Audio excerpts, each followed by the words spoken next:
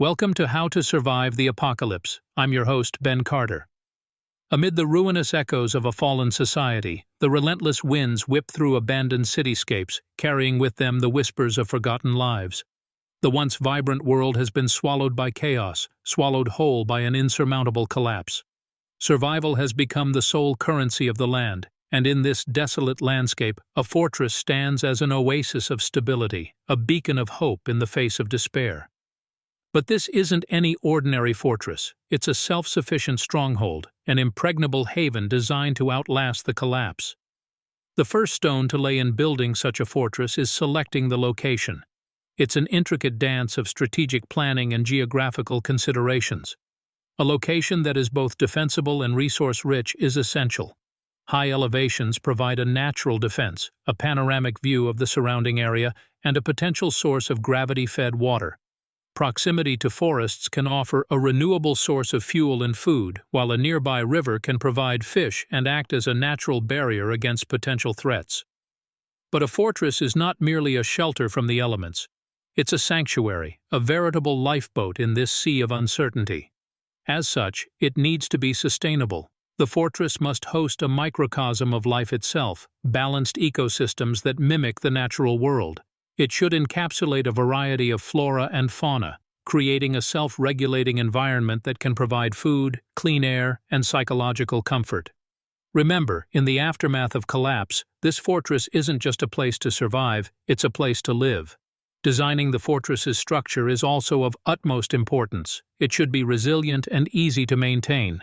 The materials used should be locally sourced, durable, and sustainable. Earthbag construction, for example, is an inexpensive and environmentally friendly option.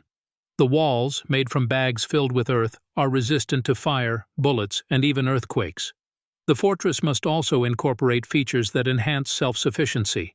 Rainwater harvesting systems, solar panels, wind turbines, and geothermal energy systems can provide renewable sources of water and power. These features not only ensure the survival of the fortress's inhabitants, but also help maintain the ecosystems within. In the desolate aftermath of societal collapse, this self-sufficient fortress stands as a testament to humanity's will to endure. It's a beacon of hope, a symbol of strength against the onslaught of chaos. Outlasting the collapse isn't merely about survival, it's about preserving the essence of what it means to be human in the face of adversity. It's about creating a new world within the fortress's walls, a sanctuary where life not only survives, but thrives. Understanding the collapse, the downward spiral that led to this point, is as important as the construction of the fortress itself. It allows us to better comprehend the future challenges and prepare for them. The collapse was not a sudden event, but a slow decay, a series of unfortunate incidents that gradually unfolded over time. The first signs of collapse were subtle, barely noticeable, like the soft trembling of leaves before a storm. The global economy started to show signs of strain. The gap between the rich and the poor widened, and the middle class began to shrink. Unemployment rates started to rise, and inflation began to eat into the savings of ordinary people. The world's markets and economies, interconnected and interdependent, felt the tremors of this strain. As one economy faltered, others followed suit, creating a domino effect that sent shockwaves around the globe. Simultaneously, the environment began to display signs of distress. Climate change, once a distant threat, became a reality. Rising temperatures led to devastating droughts, floods, and wildfires. The news was awash with stories of hurricanes more potent than ever before, and of polar ice caps melting at an alarming rate. Wildlife started disappearing, and the word extinct became all too common in headlines. Food and water scarcity became prevalent as agricultural land degraded and freshwater sources dwindled. Societal unrest followed. Protests erupted worldwide, ignited by a potent mix of economic hardship, environmental catastrophes, and political instability. Governments struggled to maintain order, their authority tested by the sheer magnitude of the crises. Traditional institutions began to crumble, and faith in leadership dwindled. The infrastructures that held society together started to buckle under the weight of these crises. Power grids failed. Communication networks went silent. Transportation became a luxury. Cities that once bustled with life turned into ghost towns, their streets devoid of all but the most desperate inhabitants. The collapse was not an overnight event. It was a gradual erosion of the pillars of society, a slow-motion catastrophe that unfolded right before our eyes. It was a wake-up call, a realization that our world had become a house of cards, vulnerable to the slightest breeze. The fortress, then, is not just a means of survival, but a response to this realization, a testament to our ability to adapt and endure in the face of adversity. It's a symbol of resilience, an embodiment of the human spirit's indomitable will to survive. As the collapse progressed, societal order began to erode. Governments, once steadfast bastions of law and order, found themselves overwhelmed by the scale and complexity of the crises. Riddled with political instability and economic hardship, their authority waned, their institutions failed, and they struggled to preserve the peace. The thin veneer of civilization started to crack, revealing a profound vulnerability beneath. Law enforcement, once the protector of society, was stretched thin. Officers found themselves facing increasingly hostile and desperate populations. Their capacity to maintain order was hindered by dwindling resources and overwhelming demand. In some places, law enforcement agencies disbanded entirely, leaving communities to fend for themselves. Ordinary people, swept up in this tide of change, reacted in various ways.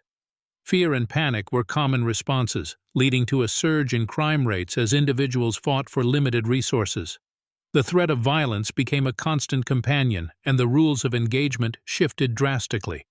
In this new world, survival often meant adopting an every man for himself mentality. Yet, amidst the chaos, there were also glimmers of resilience. Some communities rallied together in the face of adversity, pooling resources and establishing collective defense mechanisms. They understood that survival was not just about individual strength, but about cooperation and shared responsibility. These communities became pockets of stability in an otherwise tumultuous world.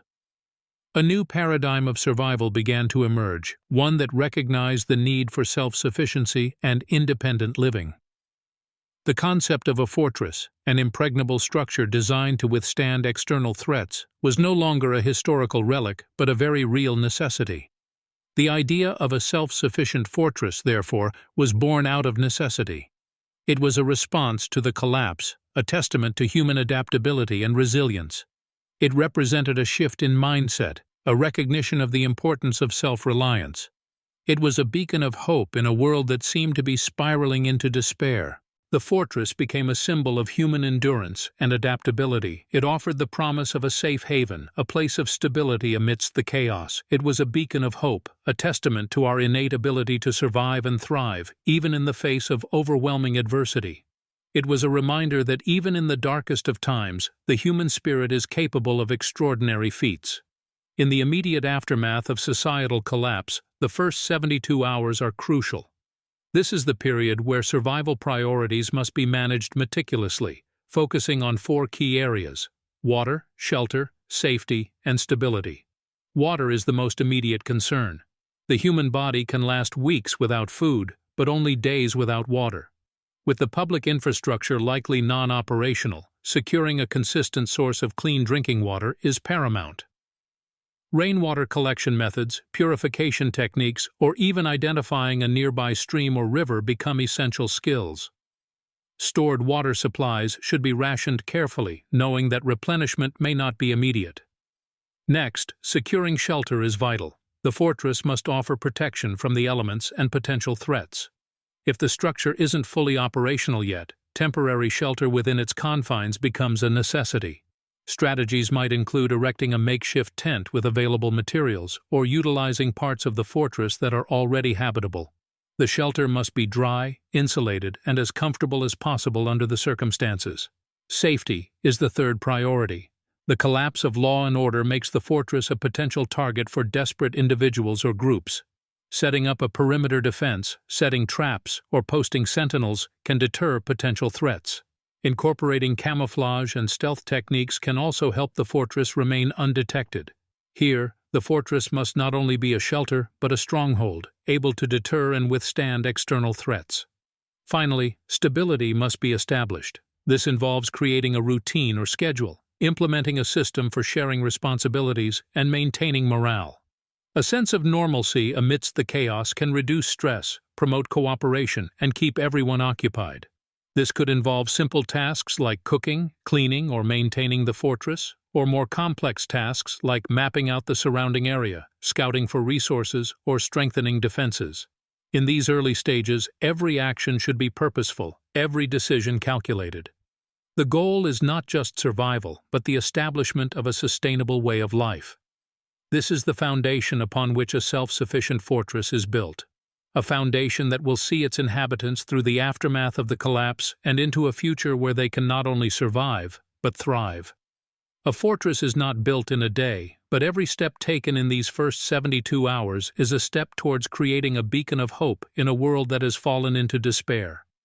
In the wake of the collapse, resources become scarce and their value skyrockets. Survivors learned to ration supplies, not just to stretch what little they had, but also to acclimate to a life of frugality and resourcefulness. An effective rationing system must be established with clear parameters for the distribution of food, water, and other essential supplies. The system must be fair and transparent, with everyone receiving an equal share. This not only ensures everyone's survival, but also maintains morale and cohesion within the group. Finding food and water becomes a daunting but crucial task. Hunting and gathering may provide some sustenance, but survivors also learn to tap into other food sources. The fortress could house a small garden where vegetables and herbs could be grown. A composting system could be set up to turn organic waste into fertile soil, closing the loop on waste and food production. Water is a more immediate concern.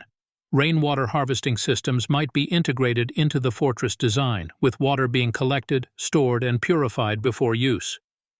Purification is of utmost importance. A simple boil may suffice in some cases, but other methods such as distillation, filtration, or the use of purification tablets could be deployed.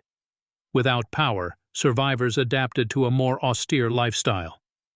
Solar panels or wind turbines could be erected as renewable energy sources.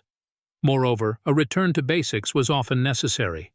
Fire became a source of heat and light, and a means to cook food and sterilize water. Currency, as it had been known, became irrelevant. Instead, a system of barter and trade surfaced. Goods and services were exchanged based on their perceived value and utility. Skills and knowledge also became a form of currency, with those possessing essential survival skills or knowledge becoming highly valued. Communication, too, took a hit. Without access to traditional modes of communication, survivors had to resort to more rudimentary methods. Smoke signals, signal mirrors, or simple written messages became means of communicating with others. Adapting to this new way of life was not easy. The comforts and conveniences once taken for granted vanished. But this forced survivors to be creative, resourceful, and resilient. It prompted a return to a more primitive but sustainable way of living, one that centered on the basic needs for survival: food, water, shelter, and community. The fortress became a symbol of that survival, a testament to human resilience in the face of adversity. It was more than a physical structure. It was a way of life, a beacon of hope in a world that had been plunged into darkness. The fortress, however, was not without its challenges and threats. These came not only from the outside but also from within its walls. Post-apocalyptic landscapes often come with their own set of dangers. The collapse of law and order gave rise to looters and militias seeking to exploit the vulnerable. They posed a significant threat to the fortress, their violent, opportunistic nature often leading to raids and attacks. The fortress had to be well fortified to withstand such threats. Watchtowers, reinforced walls, hidden escape routes, and a well-armed community became essential. The fortress not only had to serve as a habitat, but also as a stronghold, its defenses tested repeatedly by those seeking to capitalize on the breakdown of society. But there were also threats that could not be physically barricaded against. Disease, for instance, posed a significant danger.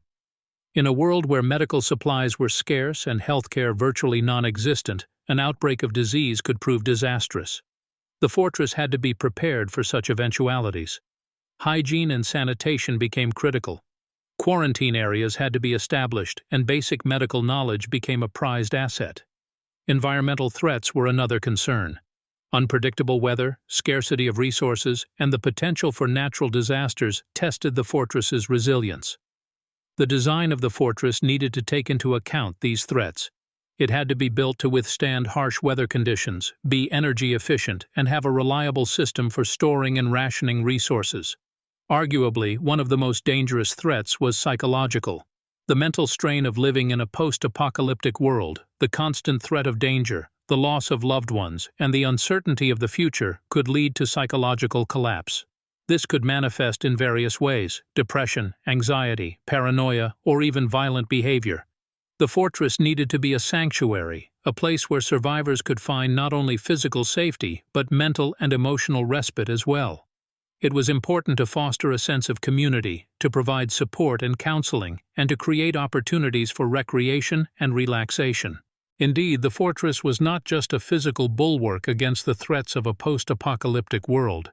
It was a symbol of resistance and resilience, a beacon of hope amid the rubble.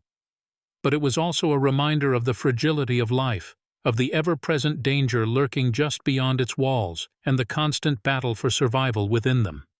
The formation of a cohesive, self-sufficient community within the fortress was vital for survival.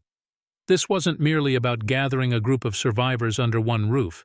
It was about assembling an intricate human ecosystem where each member had a role to play and the capacity to contribute. Skills mattered more than numbers. A gardener was as crucial as a physician, a mechanic as important as a soldier. Every skill set was invaluable, every hand needed.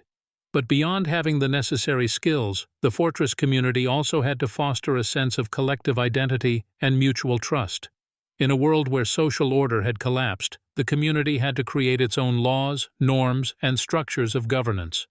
The absence of traditional law enforcement meant that the community had to police itself. Rules had to be established and penalties prescribed for violation. Leadership was crucial in this regard. The community needed leaders who could command respect, enforce discipline, and make difficult decisions when required. Yet, power dynamics were a delicate balance.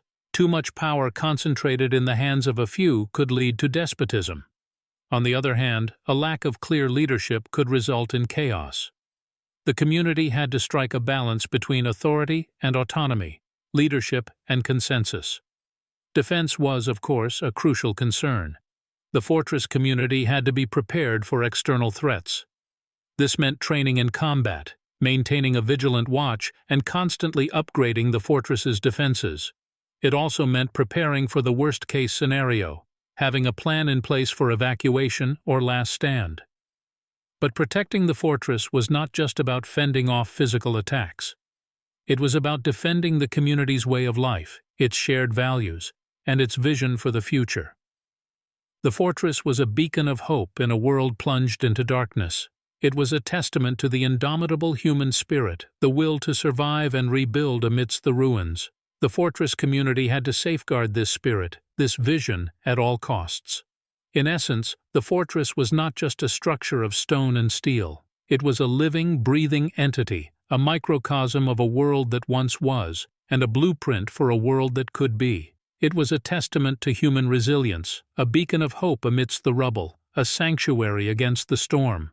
The fortress community was more than just a group of survivors. It was a family, a tribe, a nation unto itself. It was the seed of a new civilization, sprouting amidst the ruins of the old.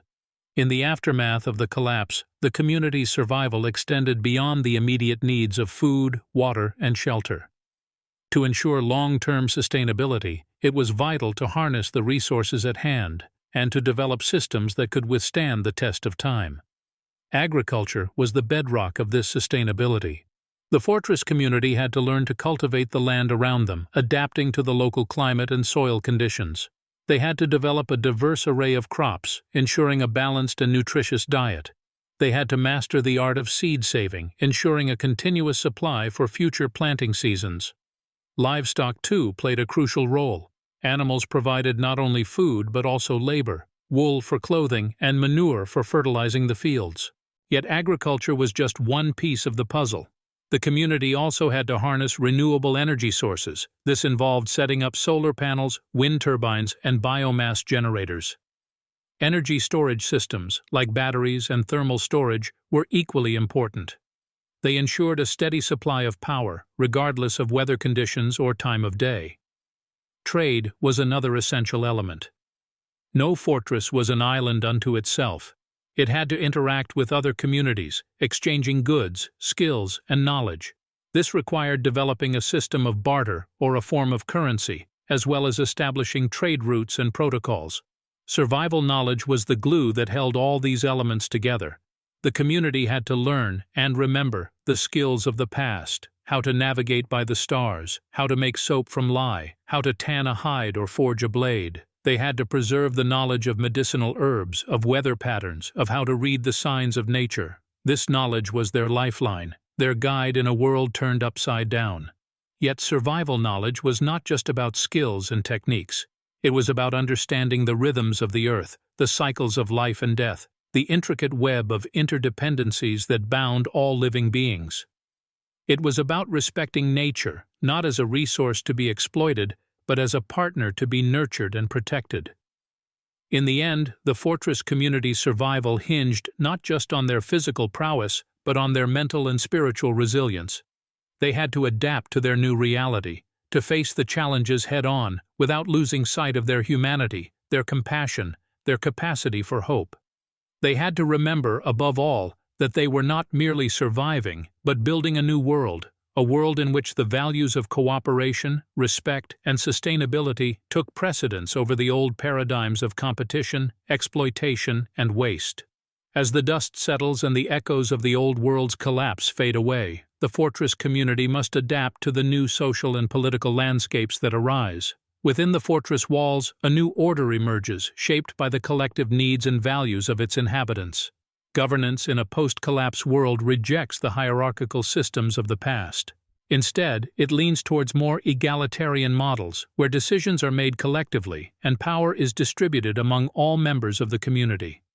This form of governance, often referred to as horizontalism, is not without its challenges, yet it fosters a sense of shared responsibility and mutual respect. Outside the fortress, the landscape is just as transformative. In the aftermath of societal collapse, old nations and borders lose their relevance. New alliances and communities form, bound not by geography, but by shared ideology or necessity. These emergent powers can range from cooperative networks of self-sufficient fortresses to autocratic warlords claiming territories. Navigating these new alliances and potential threats requires a careful balance of diplomacy, strategy, and sometimes force. In this changing world, the fortress community's ideology and principles become their compass, guiding their interactions with outsiders. An ideology that prioritizes mutual aid, sustainability, and respect for nature can create a ripple effect, influencing others and reshaping societal norms. And as this ideology spreads, it helps build a new world order that is more resilient, equitable, and in tune with nature. Yet, even with the best intentions, conflicts are inevitable. The scarcity of resources, ideological differences, power struggles, these age-old human issues persist even in the wake of civilization's fall. To navigate these conflicts, the community must rely on their commitment to dialogue, negotiation, and nonviolent resolution. They must remember that every interaction is an opportunity to learn, to grow, and to strengthen not just their fortress, but the new world they are building. In a post-collapse society, survival is not merely about enduring, but about adapting and evolving. It is about creating a new culture, a new way of life that respects the finite resources of the earth and the infinite potential of humanity. Just as the fortress community learns to harness the natural world for their survival, they must also learn to harness the social and political upheavals of their time. Only then can they build a self-sufficient fortress that not only outlasts the collapse, but also thrives in the new world that emerges from its ashes. In the end, the self-sufficient fortress is not just a physical construct, but a symbol of humanity's resilience, a testament to our ability to adapt and persevere in the face of the most daunting challenges. Building such a fortress requires more than just bricks, mortar, or sustainable technologies. It requires a fundamental shift in how we perceive ourselves and our place in the world. In the shadow of civilization's collapse, the fortress stands as a stark reminder of our vulnerability. It demonstrates that the systems and structures we once perceived as indestructible are, in fact, fragile. From the ruins, the fortress arises not as a symbol of fear or despair, but of hope and reconciliation, a testament to our ability to learn from our mistakes, to rise from the ashes, and to build something better, something more sustainable. The fortress is not a fortress if it only serves to isolate and protect. It is a fortress when it becomes a beacon, a model of a new way of life that can inspire and influence others. It is a fortress when it fosters not just survival, but growth, innovation, and the relentless pursuit of a better tomorrow. Survival, in the context of a post-collapse world, is not merely about outlasting the collapse. It's about redefining what it means to be human in a world that has been stripped of its artificial constructs. It's about harnessing the harsh lessons of the collapse to build a society that values cooperation over competition, sustainability over consumption, and empathy over indifference. As the fortress grows, so too does our understanding of what survival truly means. It is not merely the act of living through a disaster, but the process of adapting, learning, and growing in its aftermath. It's about recognizing that our survival is intertwined with the survival of our community, our environment, and our world.